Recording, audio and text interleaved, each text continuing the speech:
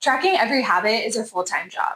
And honestly, it was stressing me out more than it was helping. Today, I'll show you the habits I actually track now, the ones I've ditched, and how I use Notion to keep it simple. Tracking everything leads to decision fatigue, guilt spirals if you miss a day, and we don't want that. We don't want to track data just for the sake of data. Overtracking becomes a problem. If the data doesn't help you make a decision, why collect it? This is the high leverage habit filter. Only track habits that directly support your top goals or current season priority. Okay, so let's open up our goals. Here's my goals tracker in Notion. Let's put in categories. In our goal table, we have the name, status, category, time period, projects, and habits. Under category, I always have work and health. I'll add one for personal. This accounts for self-care, community, all of those things. I like to do education or learning, and we'll add one for financial. You can assign the categories that work for you. Some overlap, but these for me are my top priorities for this season of life. Okay, let's zoom in on one goal to show the flow. Starting with my financial goal.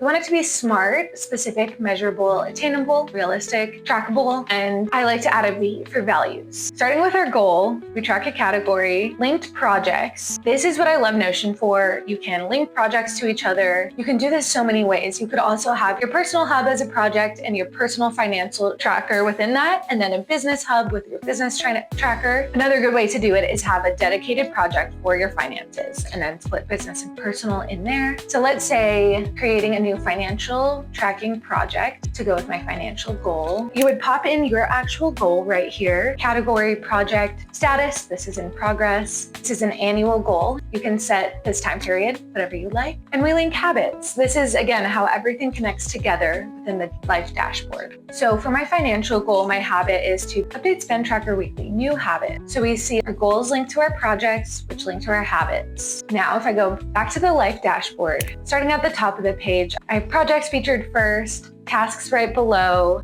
and then weekly lists and our goals. So we just reviewed our goals. We set this financial goal. In this database, we can view it as a board, what's in progress versus not started. We could view it as a calendar.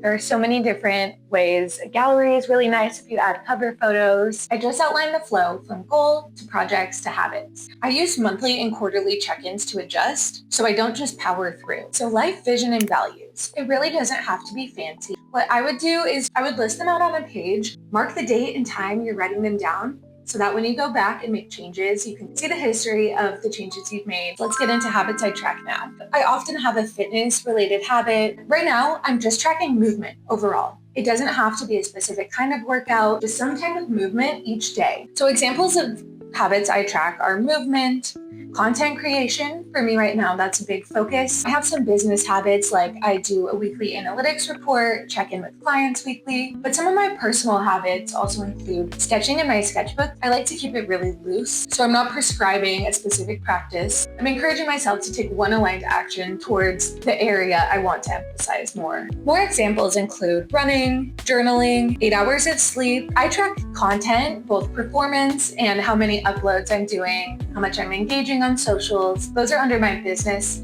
habits I track. I really like some of the automations I've set up in Notion. When you hit the checkbox for each habit, it will increase the percentage complete. You're probably noticing a theme that I track process habits rather than just results. The results will come with consistent practice. Allow some flexibility. Your priorities will change, your life circumstances will change, and the parts you want to put attention to will evolve as well. So I ditch habits that make me feel worse, not better. I prefer to have things on my habit tracker that I am keeping up with, not where it's months on end of no success. Also, if the data doesn't drive a decision, I don't collect it. Tracking minutes read wasn't useful.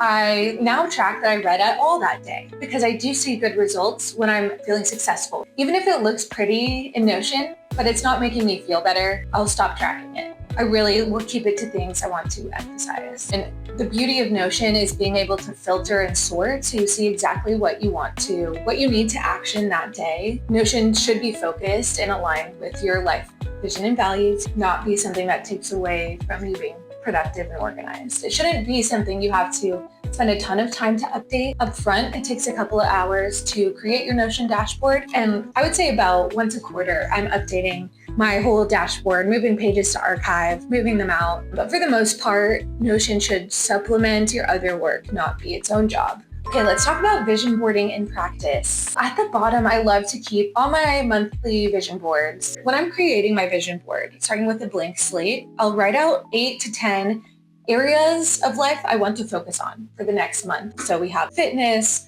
art and creativity, healthy cooking, business, content creation. You'll see common themes throughout, aesthetic workspace, a nice gym, reading, speaking, creating, organizing, designing. No matter what your Notion Life Hub looks like, I would recommend adding a vision board section. It's fun to add your vision board as the current header on your life dashboard. I talked about that more in my last video, but I do a monthly reset, which involves updating my goals and projects, updating the vision board, and anything else on the Notion Hub that needs to be archived. Every time I open Notion, it keeps me focused. It brings me joy. It reminds me of my top priorities. I've been doing this vision board practice since January, and things have evolved. Something I was tracking as a habit or had on my vision board back in May is now part of my daily practice. Pausing a goal is not failure. You can always go back to it and trust yourself to know what's best and when it's time to let something go. If it's sucking more energy from you, from other projects that you can make progress on, let it go. Morning journaling is the one habit that is quick to implement and has really changed my year. This is a bonus tip I highly recommend you try. If you want a little more guidance, I have a YouTube video on my journaling practice and a free daily planner layout template. If you join my Substack, you can download that digital file and use it as a reference when you try morning journaling. That's a great example of one habit you can start with when you create your habit tracker. These habits only work because they live inside a bigger system, something I call my second brain. It's how I connect ideas, goals, and projects. So I'm not just staying organized, I'm actually making better decisions. In the next video, I'll walk you through how to build one for yourself. I know a lot of people want to learn how to actually start from scratch, build a Notion template without having to buy something. So I really want to show you how to do it. Trust me, it's easy. You'll catch on over time.